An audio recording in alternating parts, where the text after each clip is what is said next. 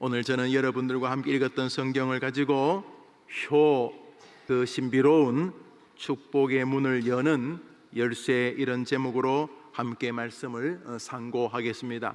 우리 한번 제목 읽어볼까요? 시작. 초기 약 100여 년 전 한국, 그때는 조선이라고 불렀지요. 우리 초기 대한민국 과거의 조선의 땅에 처음 예수를 믿었던 우리의 선배님들은 제사 문제로 많은 고난을 겪었고, 심지어 제사 때문에 목숨을 잃기도 했습니다. 왜요? 아이 참, 우리 아동부 예배는 멋져요. 그냥 궁금한 걸 못 참잖아요. 왜요? 제사 때문에 왜 많이 죽었어요? 여러분들이 요셉 총무가 되면 첫 번째 방문하는 지역 중에 하나인 양화진에 순교자 묘소가 있어요. 그런데 지금은 그것을 기독교 100주년 기념동산 이래 부르기도 하고 선교사 순교동산 이래 부르기도 하지만은 100여 년 전에는 그 지역을 절두산이라고 불렀어요. 절두, 머리 두자, 자른다 하는 절자, 예수 믿는 사람의 목을 잘라서 나무 꼬챙이에 쭉 꽂아 두었어요. 그래서 그때는 그쪽으로 배가 들어왔는데, 제물포를 통해서 쭉 배가 한강나루까지 들어왔는데, 사람들이 저 언덕에 저거 뭐야? 저거 사람 머리잖아. 그거 누구 머리야? 예수쟁이들 머리야. 왜? 저것들은 제사를 드리지 않아. 이래서 우리 초기 한국 기독교인들 가운데 많은 사람이 고난을 당하고 심지어 목숨을 잃었습니다. 그래서 예수님 믿지 않는 사람들 가운데서는 지금도 기독교는 말이야, 불효하는 종교야. 불효하는 종교. 제사도 안 드리고 말이야. 그래서 기독교를 믿으면은 부모님을 공경하지 않는다 생각해서 불효하는 사람들이라 생각하는 분들이 없지 않아요. 그런데 정말 그럴까요? 정말 기독교는 불효를 조성하고 불효를 만드는 종교일까요? 아닙니다. 우리 신명기를 읽습니다. 여러분은 읽으면 외워져 버립니다. 읽읍시다. 시작. 사람에게 완악한 배역한 아들이 있어 그 아비의 말이나 그 어미의 말을 순종치 아니하고 부모가 징체가해도 듣지 아니하거든 그 성읍의 모든 사람들이 그를 돌로. 세상에, 성경에 만일 자식이 자기 부모님의 말씀을 듣지 않으면 사람들이, 동네 사람들이 그 불효자를 끌어내어서 돌로 쳐 죽이라. 세상에.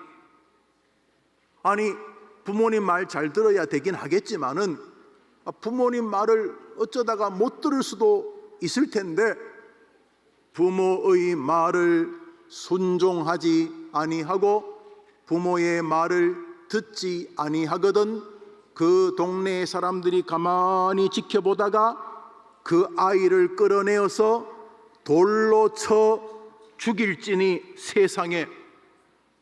효를 강조하는 세상에 많은 종교, 우리나라 같으면 유교가 있는데 아무리 효를 강조해도 부모님 말씀 안 들었다고 돌로 쳐 죽이라고 하는 종교는 없어요. 그런데 기독교는 불효하면은 돌로 쳐 죽이라. 세상에 객관적으로 볼 때 기독교보다 더 효도를 강조하는 종교는 없다고 보아야 하지 않겠습니까? 살인하지 말라 6계명입니다. 6계명, 6번째 계명입니다. 그런데 6번째 살인하지 말라는 명령, 무서운 거죠. 사람 죽이면 안 되잖아요. 벌도 많아요. 전 세계 거의 모든 나라가 사람을 죽이면 사형에 해당하는 벌을 받게 해요. 사람을 죽이는 게 가장 큰 죄 중에 하나니까요. 그런데 성경은 사람을 죽이지 말라는 6번째 계명보다 더 엄하게 말하는 5번째 계명이 있어요. 그것이 무엇이에요? 내 부모를 공경하라는 거예요. 바로 오늘 사도 바울께서 신약 성경에 우리에게 주신 말씀이 오늘 본문 읽습니다. 시작. 자녀들아 주 안에 너희 부모에게 이것이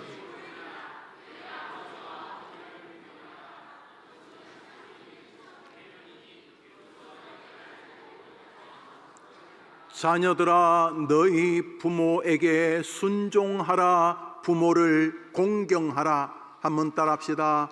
부모에게 순종하라. 내 아버지와 어머니를 공경하라. 저기 노란 글씨 순종하라, 공경하라는 말은 명령 단어입니다. 명령에 해당하는 단어입니다. 기분 좋으면 공경하고 기분 나빠 그러면 순종하지 않는 것이 아니라 어떠한 상황이든지 간에 하나님 앞에서 내 부모에게 순종하고 공경하는 것은 하나님이 정하신 명령인 것입니다. 부모를 공경하라고 하는 하나님의 마음 안에는 이것을 통해 인간 세계를 통치하시려는 하나님의 의지가 있습니다. 인간이 범죄한 이후로부터 인간이 하는 모든 일은 악하고 약육강식처럼 서로를 괴롭히고 죄를 다 드러내는 그런 인생으로 변해버렸는데 하나님은 부모를 공경하라고 하는 부모 공경이라고 하는 하나의 질서를 통해서 인간 사회를 이끌어가는 뼈대가 되게 하신 것입니다. 무슨 말이냐 하면 부모를 공경하려는 마음 때문에 부모님의 마음을 아프게 하지 않으려는 마음 때문에 성실하거나 죄악된 계획을 포기하는 방식으로 인간 사회가 형성되게 하신 것입니다. 부모 공경은 단순히 효도가 아니라 하나님은 부모 공경을 통해서 인간 사회의 가장 기본적인 질서를 세워 놓으신 것입니다. 그래서 부모 공경이 정상화되면 죄인들, 에덴 동산에서 아담 이후로부터 죄를 가진 사람들이지만은 그 공경 부모에 대한 자세를 통해서 기본적인 인간 사회가 이루어지게 만드셨고, 부모 공경이 망가지면 인간 사회가 짐승처럼 되게 하신 것입니다. 그래서 부모 공경은 살인하지 말라는 것을 이루는 출발점인 것입니다. 부모 공경 때문에 기꺼이 주의하고 부모 공경의 마음 때문에 이러면 부모님이 괴로워하시겠지 하는 부모의 순종의 마음 때문에 죄를 짓고자 하는 마음을 스스로 내려놓거나 제어하거나 주의하게 만드신 것입니다. 부모 공경이라는 마음 때문에 인간관계나 친구 사회나 학업이나 미래나 진로나 혹은 공양이나 다른 사람을 섬기는 모든 구조가 그 속에서 출발하게 해 주신 것입니다. 그러므로 부모 공경은 할 건가 말 건가, 저 집은 효자인데 나는 안 해야지, 이런 것이 아니라 부모 공경은 그 자체가 온전한 것입니다. 한번 따라 해봅시다. 자녀들아, 주 안에서 너희 부모에게 순종하라. 이것이 옳으니라. 한번 따라 합시다. 옳으니라. 부모 공경은 그냥 옳은 것입니다. 이건 맞아 안 맞아 이런 게 아니고 부모 공경은 그 자체가 옳은 것입니다. 한 번 더 따라 할까요? 내 부모에게 순종하라. 내 아버지와 어머니를 공경하라. 이것이 옳으니라. 그래서 주님은 부모 공경 앞에 전제를 두지 않았습니다. 무슨 말이냐 하면 네 부모가 굉장히 훌륭하면 순종하고 네 부모가 너보다 공부를 못했으면 불순종해라, 이러지 않습니다. 네 부모가 굉장히 인격적으로 뛰어나면 순종하고 너희 부모가 인격적으로 좀 불완전하면 순종하지 말라고 말하지 않습니다. 내 부모에게 순종하라. 이것이 옳으니라. 옳고 그름의 판단 유무가 없습니다. 부모님을 공경하라. 부모님을 사랑하라. 부모님께 순종하며 살라. 이것이 옳으니라. 주님께서 말씀하신 것입니다. 우리 학생들만이 아니라 우리 모두는 부모님이 계셨습니다. 또 부모님이 계십니다. 성경은 우리에게 판단 유무를 주지 않습니다. 우리 한 번 더 따라 합시다. 내 부모에게 순종하라. 내 아버지와 어머니를 공경하라. 이것이 옳으니라. 그래서 주님은 부모를 공경하지 않으면 저주하시겠다고 하셨습니다. 여러분, 하나님을 공경 안 하면 저주하는 건 이해가 돼요. 하나님을 함부로 대하면 벌 주시는 거는 뭐 수긍이 돼요. 그런데 우리 부모님은요 좀 문제가 있어요. 우리 부모님은요 막 술 드시고 횡패도 부리시고 뭐 좋을 때도 있지만은 평소 안 좋을 때가 더 많아요. 우리 부모님은요 날마다 싸움질하고요. 아이고 모범이 안 돼요. 안타깝네요. 그렇지만 아무 상관없어요. 부모님을 공경하는 데에는. 왜냐하면 우리 하나님께서 부모님을 공경하는 것을 우리의 신앙의 아주 중요한 실제의 모습으로 보시기 때문이. 계속 설교하겠습니다만 부모 공경은 단순한 마음의 모습만이 아니, 부모 공경은 우리들의 신앙의 고백적 세계의 의지를 다해야 할 영역이다. 이런 것이, 여러분이 주일날 의지를 다해 교회를 나오는 것처럼, 오늘은 학원도 하니까 좀 많이 자야지, 그렇지만 의지를 다해 엄마 아빠가 깨워주실 때 혹은 스스로 일어나서 교회를 오는 것에 여러분의 의지가 있는 것처럼, 힘들 때 그냥 불평 원망만 하지 않고 하나님께 간절히 기도하려고 하는 마음의 의지가 있는 것처럼, 성경이 말하는 부모 공경은 우리의 신앙의 의지의 표출의 영역이라는 것이. 그래서 하나님을 공경하지 않으면 저주하시는 것은 이해가 돼요. 하나님을 공경 안 하니까. 근데 부모님을 공경하지 않으면 하나님이 저주하겠다는 것은 굉장히 놀라운 교리예요. 우리 성경 읽습니다. 신명기 27장 시작. 그 부모를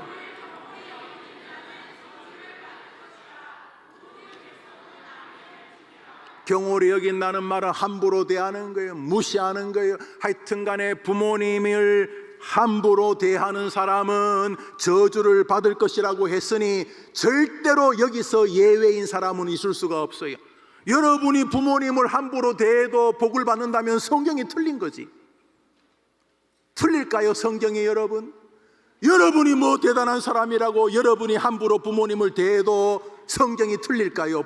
불가능합니다.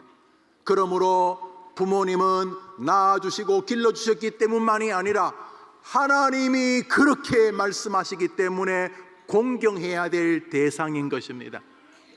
너가 부모님을 경홀이라는 말은 소홀하게, 무시하게, 투명인간처럼 뭐 있어도 있는 것처럼 없는 것처럼 그렇게 대하는 것이 경홀히 대하는 것인데, 너가 부모를 경홀히 대하면 나 여호와가 너를 기어코 쫓아가서 저주할 것이다 그랬으니, 부모님을 함부로 대하는 사람은 굉장히 어리석은 사람이. 특별히 공부를 열심히 해서 뭔가 성공하고 싶다, 공부만 열심히 해서는 안 돼요. 부모님을 내가 어떻게 대하느냐가 굉장히 중요한 거예요. 왜냐하면 하나님이 부모를 경홀히 여기는 자는 내가 반드시 저주할 것이다. 아멘해라, 아멘해라, 이렇게 말씀하잖아요. 부모를 경홀히 여기는 자는 저주를 받을 것이요, 아멘해라, 아멘해라. 이 엄청나게 무서운 말이죠. 바꾸어 말하면 부모님을 존중하고 늘 부모님을 사랑하고 늘 부모님을 위해 기도하고, 부모님은 내가 공경해야 될 아주 중요한 하나님이 내 인생에 주신 멋진 숙제라는 마음을 가지고 살면은 하나님이 여러분에게 읽었던 에베소 말씀처럼 생명과 장수와 땅을 주실 줄 믿으면 한번 아멘해 보십시오. 따라합시다. 부모 공경은 변경되지 않는 하나님의 명령입니다.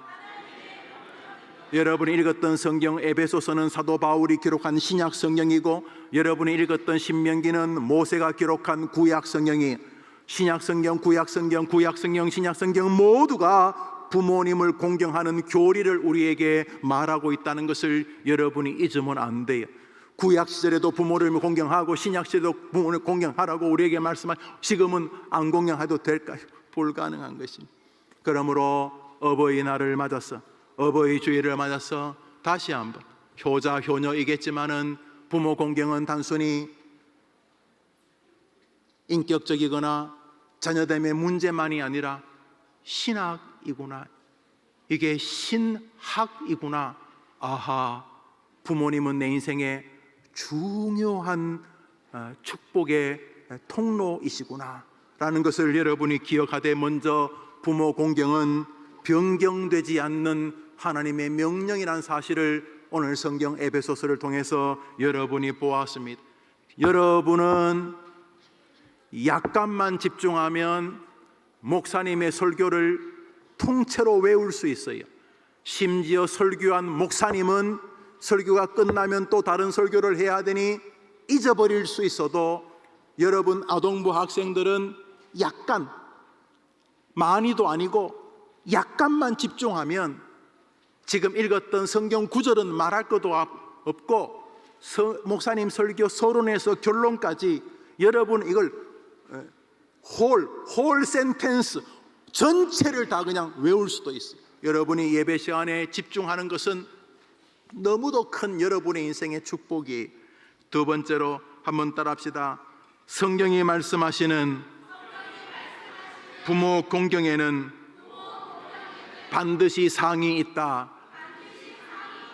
이것이 두 번째 오늘 본문의 진리. 첫 번째 진리는 부모 공경은 변함없는 하나님의 명령이다. 두 번째 진리는 부모 공경에는 하나님이 상을 담아두셨다. 이거 아주 멋진 거예요. 왜냐하면 진심으로 부모를 공경하는 사람들이 별로 없기 때문에 하나님은 부모 공경하는 사람에게는 하나님의 이름으로 상을 주시겠다고 약속하셨어요. 개봉박두예요. 기대해 보세요. 기대해 보세요. 여러분 주변의 친구들이 자기 부모님을 어떻게 대하는지 거기 관심 기우지 말아서. 여러분은 여러분의 인생을 축복으로 만들어야 되잖아요. 그러므로 여러분의 부모님은 하나님이 여러분에게 복을 주는 아주 중요한 사람들이, 너무너무 중요해. 함부로 기분 난 대로 말하고 짜증내고 할 뿐이 아니, 여러분의 부모님은 여러분이 인생의 복, 행복, 여러분 행복 꿈꿀 거 아니에요? 여러분이 꿈꾸는 행복에 여러분의 부모님은 굉장히 중요한 사람들이야. 여러분 부모님이 뭘 먹여주고 이런 게 아니라 하나님이 여러분이 여러분의 부모님을 대하는 모습을 보고 상을 주시기 때문에. 할렐루야. 우리 성경 말씀 오늘 본문입니다. 외울 수 있겠죠? 에베소서 6장 시작. 자녀들아 주 안에서 너희 부모에게 순종하라. 이것이 옳으니라. 내 어머니를 공경하라. 이것이 약속인. 한번 따라합시다. 너가 잘 되고 장수하리라. 본문을 보면 너가 잘 되고 내가 땅을 주고 장수하겠다. 잘 된다는 말로 충분합니다. 하나님이 잘 된다고 하면 무조건 성공적인 인생을 살게 되기 때문인 것이죠. 너가 잘 되고 내가 주는 땅에서 장수하게 될 것이다. 하나님은 속이 좁은 분이 아니, 내가 너에게 주는 땅에서 기대해도 돼요. 하나님이 지어주시는 건 엄청난 거예요. 내가 너를 잘 되게 해주겠다. 우리 해림교회 모든 성도님들 잘 되는 생애가 되기를 축복합니다. 학생들뿐 아니라 학생들의 아버지 어머니인 30대 40대 50대만이 아니라 70대 80대 90대 100세 여러분도 이 진리 때문에 잘 되기를 축원합니다. 사도 바울만 저렇게 말하는 게 아니, 저 말씀은 사도 바울이 신약성경에서 하신 말씀이에요. 사도 바울만 저렇게 말하는 게 아니에요. 신명기 5장을 읽습니다. 구약성경 모세가 기록하는 신명기 5장 시작. 너는 너의 하나님 여호와의 내 부모를 공경하라.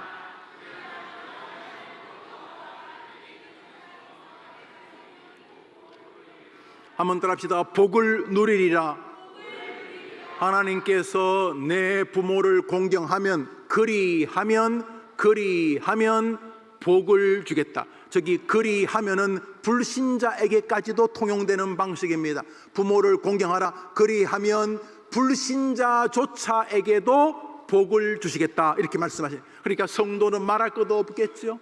우리 노란 글씨만 읽읍시다. 시작. 내 부모를.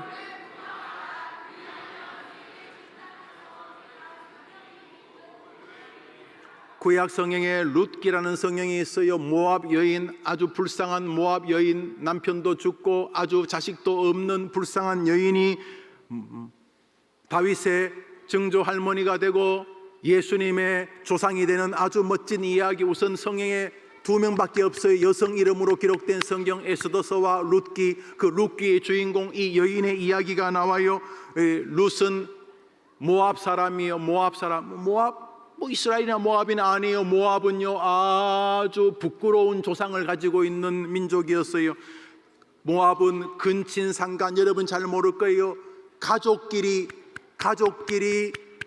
성행위를 해서 자식이 나와서 아이고 저거 뭐 아니 저거 개야 사람이야 하면서 사람들이 비난하고 조롱하고 비아냥거리던 집안이었어요. 신명기 23장을 읽습니다. 시작.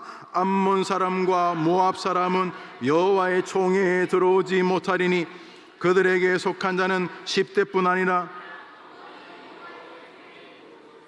성경에서도 야 모압 사람 암몬 사람 교회 오지 마라.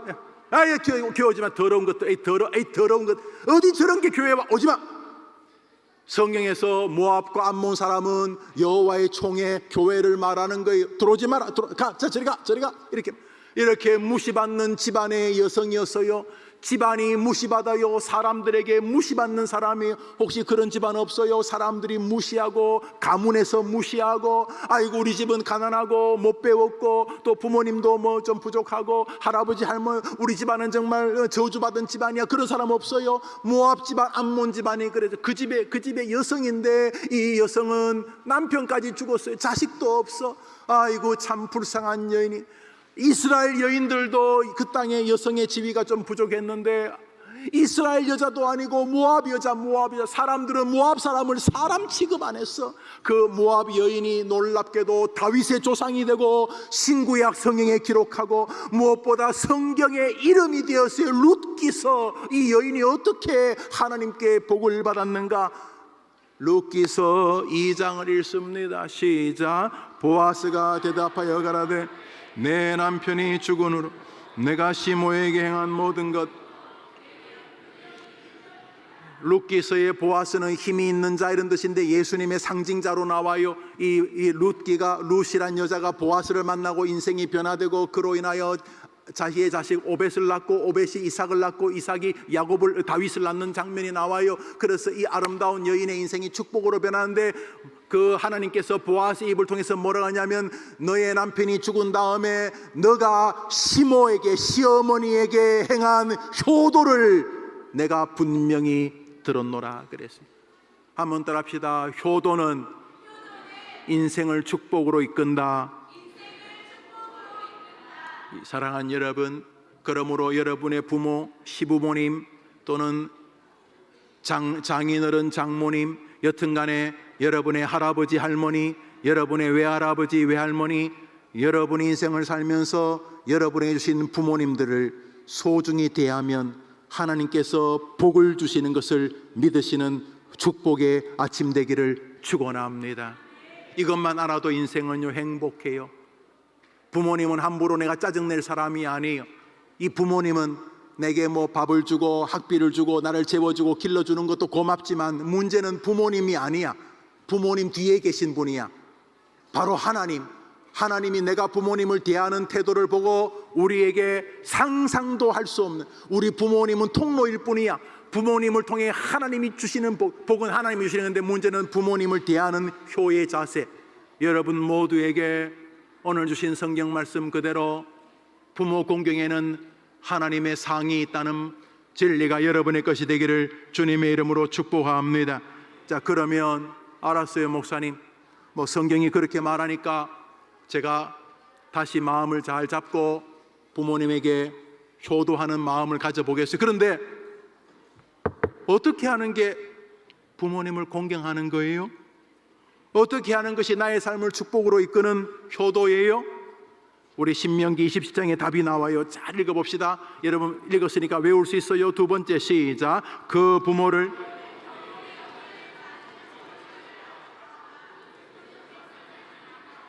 저걸 잘 생각해. 부모님을 경홀히 여기는 자는 저주를 받는 것이 부모를 효도하지 않는 대표적인 것으로 말씀하죠. 그러면 부모님을 경홀히 여기지 않기만 하면 되는 거예요. 할렐루야. 이제부터 부모님을 가볍게, 경홀이란 말은 말이죠, 무시해서 아이 뭐 가만히 있어요. 부모님을 부모님을 내 인생에 의미 있는 사람으로 대하지 않는 게 경홀이거든. 그러면 저주를 받으니까 그렇게 안 하기만 하면 되는 거죠. 부모님을 경홀히 여기지 않는 것이, 부모님을 경홀히 여기지 않는 인생은 아주 아름다워요. 그러나 소극적이에요.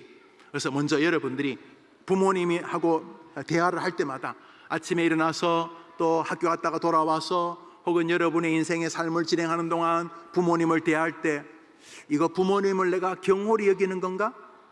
내가 이 부모님을 무시하는 건가는 염두만 두면 돼. 대신에 이것은 굉장히 소극적인 효도예요. 이것도 나쁘지 않지만 부모님을 경홀히 여기지 않으려고 하는 것은 소극적인 효도, 이것도 괜찮아요. 근데 한 걸음 더 나아가 적극적인 하나님이 기대하는 효도가 있어요. 우리 신명기 5장은 이제 외울 수 있겠죠? 읽읍시다. 시작. 너는 너의 하나님 여호와의 명한 대로 내 부모를 공경하라. 그리하면 너의 하나님 여호와가 내게 준 땅에서 내가 생명이 길고, 경홀히 무시하지 않는 것이 소극적인 효라면 적극적인 효는 부모님을 공경하는 거예요. 가만히 계셔도 높여드리는 것이요, 인정해드리는 거요, 섬겨드리는 거요, 존중해드리는 거요, 사랑해드리는 것이요. 한번 따라합시다. 효도는 부모님을 공경하는 것입니다. 공경한다는 말은 적극적으로 높인다는 것입니다. 부모님을 인정해 드린다는 것입니다. 그런데도 불구하고 조금 잘 모르겠어요. 부모님을 높여드리는 게 뭘까요? 부모님을 공경하는 것은 뭘까? 어떻게 하는 게 부모님을 공경하는 것일까요? 잠언서는 부모님을 공경하는 것에 대해서 아주 잘 써두고 있어요. 잠언서 23장을 읽습니다. 시작. 내 부모를, 한번 따라합시다. 부모 공경은 부모님의 마음에 초점을 맞춰, 어디에 초점 맞춘다고요? 마음. 부모님의 마음에 초점을 따라합시다. 부모님의 마음을 즐겁게 하고 기쁘게 하려는 삶의 태도이다. 부모님의 어디에 집중한다고요? 마음. 내 부모를 즐겁게, 마음을 즐겁게 하고 부모의 마음을 기쁘게 하려고 하는 일련의 행위가 부모를 공경하는 것이. 여러분들은 여러분의 부모님이 언제 기뻐하시던가요? 봉투 줄 때?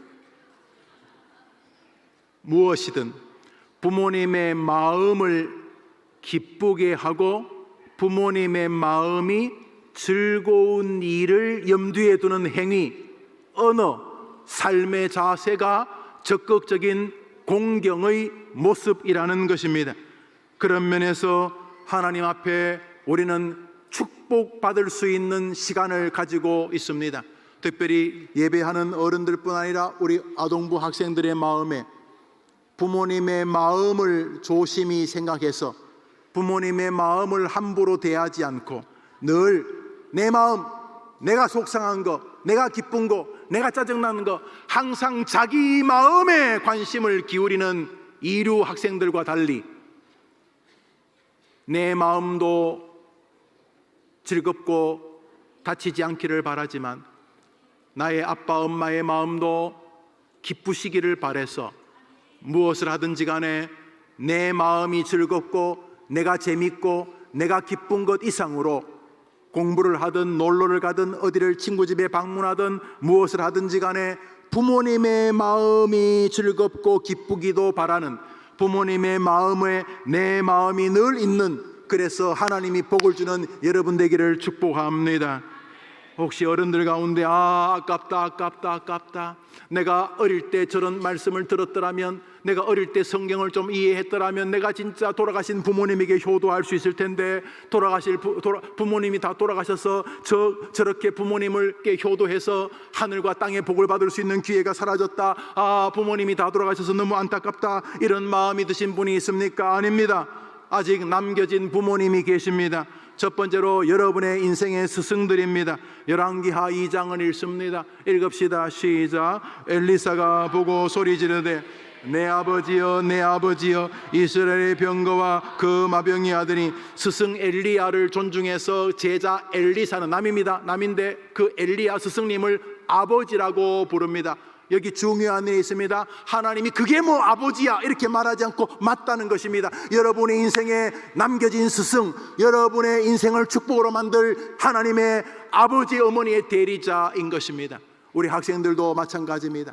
우리 반사 선생님도 계시고 여러분 앞에 교육자분도 계시고 또 여러분의 인생에 여러 스승님들이 계실 것입니다. 여러분 뒤에 계시는 부모님들도 마찬가지입니다. 여러분의 스승님 역시 여러분에게 복을 주시는 통로인 부모님이십니다. 스승을 공경하는 것은 굉장히 아름다운 일입니다.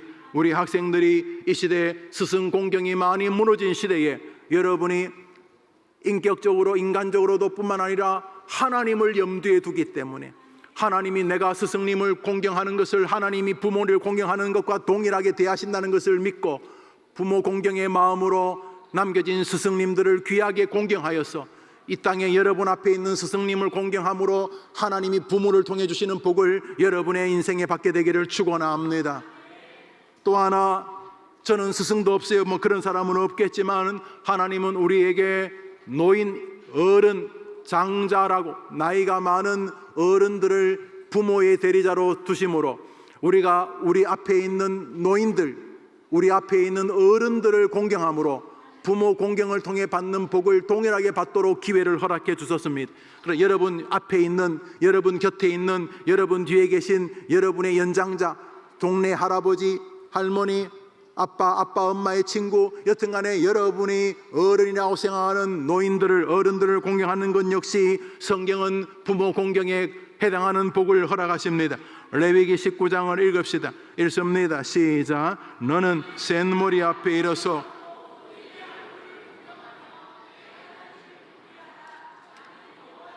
센 머리는 머리가 흰색입니다. 물론 젊은 사람 가운데 머리가 흰 분도 계시긴 합니다만 보편적으로 센 머리, 흰 머리는 노인을 상징합니다.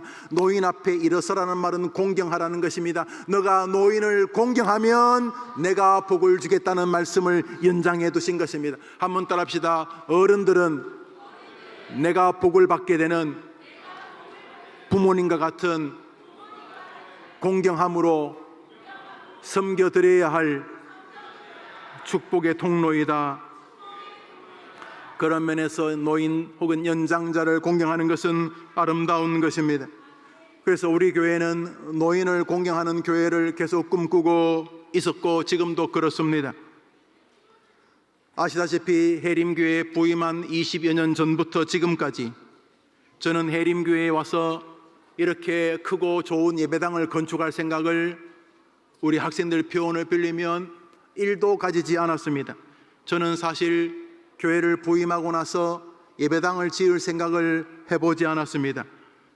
건축은 오직 하나, 노인 공경할 수 있는, 노인 공경 혹은 노인 요양할 수 있는 시설을 하나님께서 주시기를 기도했습니다.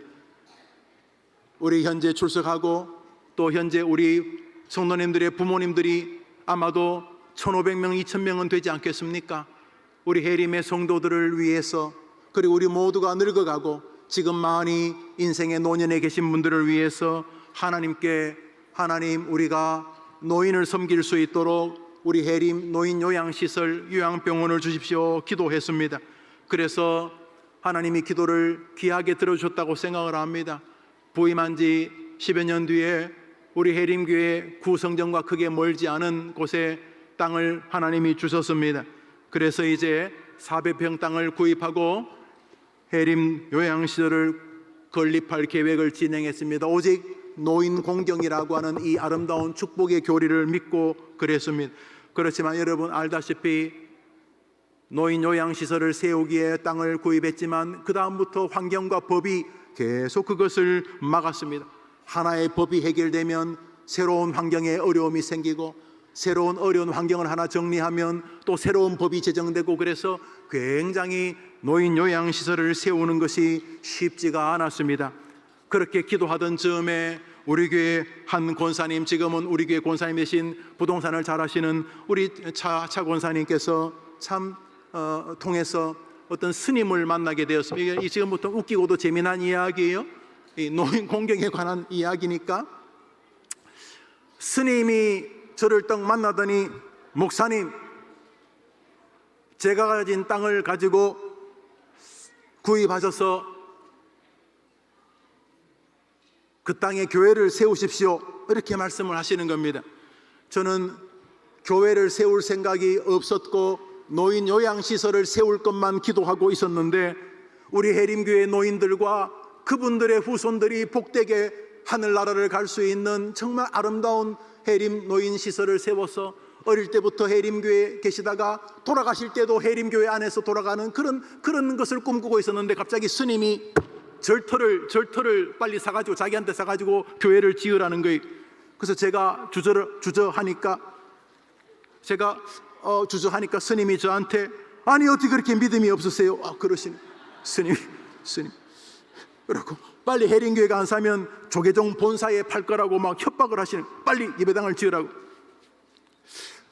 그래서 그때 생존에 계시던 원로 목사님과 여러 성도님들과 상의하여 믿음으로 진행을 했는데, 놀랍게도 요양시설을 세우려는 것은 그렇게 법들이 막는데, 이 절터에다 예배당을 세우려고 하니까 순식간에 법들도 진행이 되고 막 해서, 스님도 막 자기가 원하는 것보다 훨씬 더 적은 돈을 받겠다고 말씀하시고 막 놀라운 일이 벌어져 가지고 그냥 예배당이 세워졌어요. 어느 교회?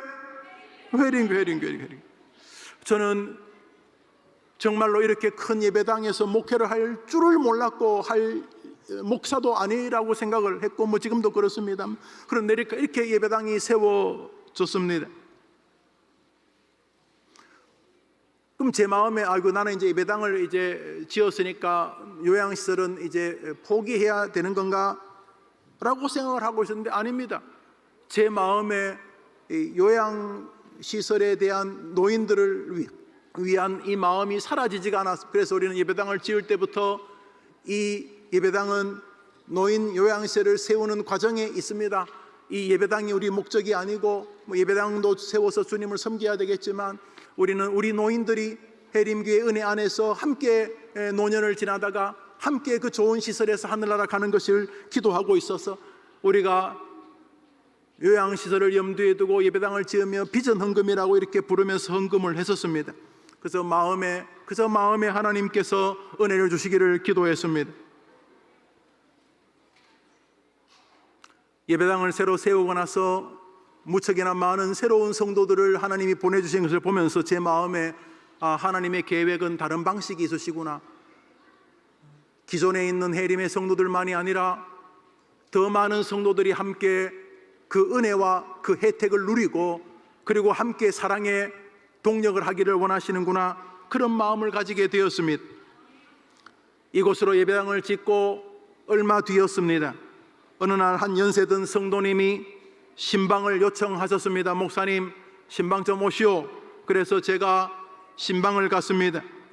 교역자 몇 분과 함께 신방을 갔는데, 그분이 제게 신방을 마치고 물으셨습니다.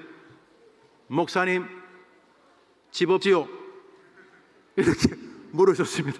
그래서 저는, 아니요 집사님, 저는 교회가 장만해 준 사택에서 잘 지내고 있습니다, 이렇게 말했더니, 그때 80이 넘으시는 그 성도님이, 그래도 그 목사님 집 아니잖아요, 또 그러시더라고요. 그래서, 아니요, 제가 사택에서 잘 지내고 있습니다. 제가 사니까 하나님 주신 저의 집이지요. 그랬더니, 그런 말 하지 말고 내가 목사님한테 집 한 채 주려고 오라고 그랬어. 그러더라고요. 할렐루야.